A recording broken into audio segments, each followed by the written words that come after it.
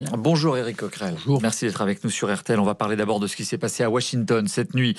Deux salariés de l'ambassade d'Israël ont été tués par balle devant le musée juif de Washington. Donald Trump condamne d'horribles meurtres motivés par l'antisémitisme. Et la chef de la police locale, lors d'une conférence de presse, a dit que le tireur avait scandé Free Palestine au moment de son interpellation. Quelle est votre réaction ? Ma réaction, c'est qu'il faut très rapidement que s'arrête le génocide en cours à Gaza. Voilà ce que je veux vous dire. Parce qu'il est évident qu'à partir du moment où vous avez un tel déchaînement de violence, de haine, ça développe la haine de tous les côtés. Voilà, c'est un peu ce que je veux dire. Hier, je vais faire attention dans les petites phrases qui sont après reprises, mais hier, Jean-Noël Barrot, je lui donne, expliquait que qui sème la violence récolte la violence. Qu'est-ce qu'il voulait dire ?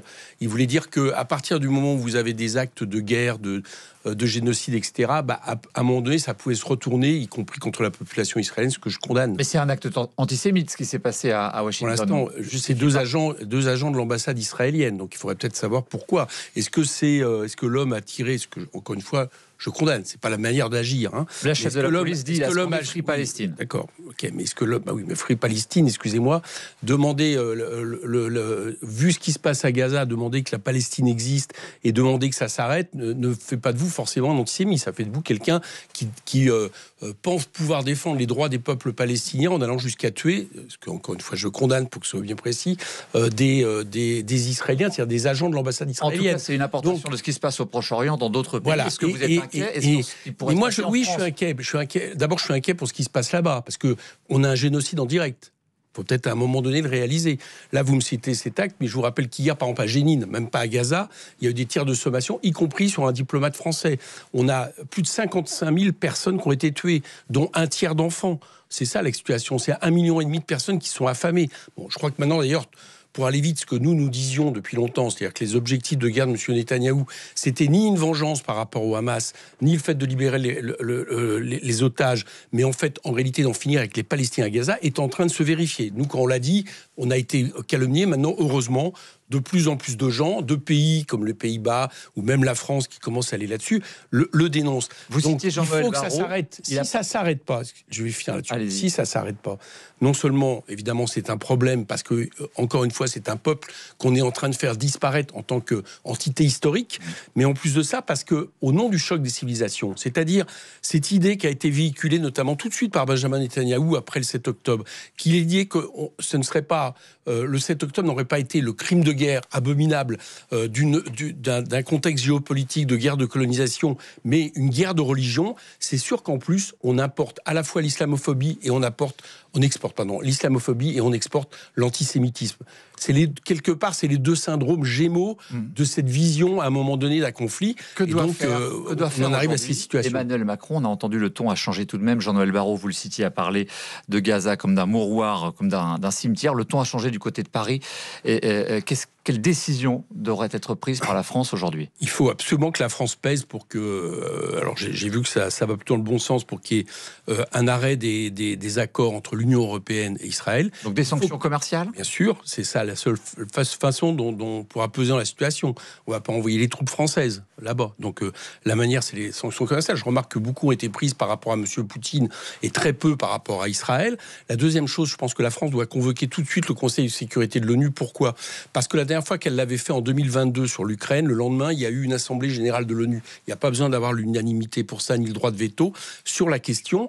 Et puis, troisièmement, il faut que la France reconnaisse tout de suite, là, M. Macron dit en juin, peut-être, etc. Il faut que la France reconnaisse l'État de Palestine. Il faut des actes forts, parce que sinon, ça ne s'arrêtera pas. Et si ça ne s'arrête pas, on pleurera également des morts israéliens dans d'autres parties du monde, parce que vous aurez inévitablement des gens qui se diront la manière de venger les Palestiniens, c'est de faire ça.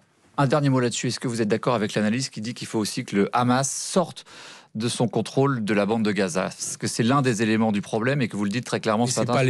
C'est pas l'élément du problème. L'élément du problème, c'est que M. Netanyahou a décidé... C'est le Hamas qui a attaqué Israël le 7 octobre. D'accord, je n'ai pas dit le contraire. Le Hamas est-ce que du fait que le Hamas ait attaqué Israël le 7 octobre, ça légitime le fait d'avoir aujourd'hui l'idée de déporter tout le peuple palestinien de Gaza, comme on avait déjà l'intention, M. Netanyahou, avant le 7 octobre? La réponse est non. C'est contre toutes les résolutions de l'ONU, c'est contre tout, j'allais dire, c'est une dérive par rapport à l'humanité absolument terrible. Donc je pense que la situation et la solution aujourd'hui, c'est qu'il y ait un cessez-le-feu. C'est pas le Hamas qui est en train d'être massacré sous les bombes, c'est les enfants et les femmes palestiniennes. Donc l'objectif de M. Netanyahou, c'est d'en finir avec la Palestine. C'est pas d'en finir avec le Hamas. Ça, j'allais dire que c'est son prétexte. Éric Coquerel, on va parler maintenant de ce rapport sur les frères musulmans qui alerte donc sur la stratégie d'entrisme au sein de la société française via le sport, via l'école, via parfois la politique locale. Jean-Luc Mélenchon accuse ce Conseil de défense de reprendre les thèses délirantes du Rassemblement national. Vous nous dites quoi, vous, ce matin sur RTL, Éric Coquerel? C'est faux, c'est du délire, c'est du fantasme? C'est un petit lien avec la discussion qu'on vient d'avoir sur l'exportation du choc des civilisations, avec la vision de voir tous les conflits dans le monde à travers une guerre de religion. Moi, ce que je dis d'abord, c'est que c'est une diversion, une division. Voilà. J'ai l'impression, j'entendais monsieur Macron. Mais avant de parler de l'instrumentalisation potentielle, est-ce que c'est une réalité aujourd'hui en France, petite ou pas, faible ou pas, dans votre département par exemple de Seine-Saint-Denis? Est-ce que ça existe, pour répondre très clairement à la question? De quoi vous parlez? De l'entrisme des frères musulmans, de gens qui tentent d'influencer des mosquées par des positions radicales. Est-ce qu'aujourd'hui, vous le voyez en Seine-Saint-Denis, ou est-ce que ça n'existe pas? Donc je vais vous répondre. Déjà, l'entrisme, le problème de l'entrisme, c'est que on dégage très rapidement des visions complotistes. Parce qu'en réalité, soit ça se voit et ça montre que c'était réel, soit ça se voit pas et ça montre que c'est caché. Vous voyez, c'est un peu la logique de l'Inquisition. Deuxièmement, je vous ai posé la question parce que qu'est-ce qu'on recherche? Au début, vous remarquerez que par rapport à la loi séparatiste, l'idée était de faire en sorte que le terreau d'actes de terrorisme islamiste soit asséché. Là, c'est même pas dans ce dont on parle. Les auteurs du rapport ne parlent pas de ça. Ils disent même qu'il n'y a pas la volonté d'instaurer un califat et un État islamique. Ils le disent effectivement. Donc en réalité, ce qu'on traque, c'est une vision intégriste de la religion. D'accord? Mais la vision intégriste de la religion, moi je suis contre les visions intégristes de la religion, mais il faudrait savoir en quoi c'est un sujet qui, quelque part, mérite à un moment d'être posé au point de faire un comité de défense, c'est-à-dire d'imaginer que vous avez un ennemi intérieur dans le pays qui va être éradiqué. Ça, c'est une première question. La deuxième chose, c'est que si vous regardez le rapport, vous apercevez qu'en réalité, c'est la visibilité de la religion musulmane qui est mise en question. Par exemple, les auteurs... Le rapport ne dit pas une vision... C'est important. Ne donne pas une version très grave. Enfin... ou exagéré, 17%. Je vais y venir. Attendez, même pour les 7%, par exemple, un des critères, c'est le port du voile. Oui. Un des critères, c'est le jeûne pendant le ramadan. Et ben moi, je vous invite à prendre les mêmes critères et puis à les appliquer, par exemple, à n'importe quelle religion. Vous allez voir que vous allez vite décerner une vision, un pourcentage très intégriste de la pratique de ces religions dans le pays. Donc, alors, déjà, je mets en question le critère. Deuxièmement, comme vous avez dit, malgré ces critères, les pourcentages sont très faibles. Bon, mais ils sont là. Ils sont très faibles, mais l'immense majorité des musulmans. Encore une fois, sur quel danger? Une seconde. L'immense majorité des musulmans de France, 6 ou 7 millions, qui vivent leur religion très tranquillement, ils peuvent dire aussi, nous, on veut pas être infiltrés par des radicaux, on veut pas que nos enfants à la mosquée aient un extrémiste à l'extérieur qui essaie de les embrigader. Eux aussi réclament ça. Encore une fois, je vous dis, c'est une vision très complotiste, parce que qu'est-ce qu'on attaque, par exemple, dans le rapport? Est-ce qu'on dit le problème, c'est des imams qui ont des propos homophobes, sexistes, racistes, d'appel au djihad, par exemple, de choses comme ça? Non, c'est pas ça du tout dans la question. C'est une façon, j'allais dire, assez rigoriste d'appliquer sa religion, et encore avec des critères où en réalité on s'aperçoit que ça concerne quasiment tous les musulmans, parce que le port du voile aujourd'hui s'est généralisé sans signifier, ou alors c'est très mal connaître la situation, que on a affaire à l'intégrisme. Donc moi ce que je crois, c'est qu'on est en train, en réalité, une fois de plus, de mettre sur le dos de l'islam, à travers la lutte soi-disant contre les fréristes, absolument tous les problèmes de ce pays. Il y a une phrase dans ce rapport, juste très concrètement, c'est bientôt fini, il y a une phrase qui dit: on voit l'explosion du nombre de jeunes filles portant une abaya, une augmentation massive et visible de petites filles portant le voile. Il cite l'âge de 5 ou 6 ans. Donc ça, c'est une réalité ou pas? Oui, il y a des jeunes filles qui portent le voile, oui. Vous le condamnez? Vous le regrettez? Mais excusez-moi, la laïcité en 1905, elle ne s'est pas établie sur le fait d'en finir avec les signes distinctifs de la religion. Il y a eu un débat, je vous rappelle. Un débat, même à gauche, qui se portait, où on disait qu'il fallait interdire les soutanes.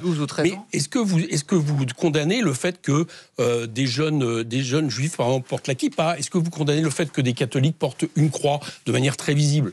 Je ne pense pas que vous le condamniez. Donc, la question aujourd'hui, c'est qu'il faudrait peut-être arrêter faut fiche la paix aux musulmans de ce pays. Voilà ce que je crois. Il faut arrêter d'en faire des objets de division, de diversion. Et si je vous dis diversion, c'est parce que je remarque une chose. Monsieur Macron nous dit maintenant, en juin, j'attends des mesures. Donc ça y est, c'est le feuilleton est parti. Ça va être le sujet principal dont on va parler. On va pas parler, par exemple, du manque de logements sociaux dans ce pays. Il pensait essayer de faire quelque chose de la référendum, ça a été le flop total. On est en train de mettre un nouveau sujet, et c'est un sujet qui est absolument terrible, parce que je vous ferai remarquer que l'islamophobie vient de faire un mort dans une mosquée. Donc, est-ce qu'on veut continuer là-dessus ? Merci beaucoup, Éric Coquerel, d'avoir été avec nous sur RTL.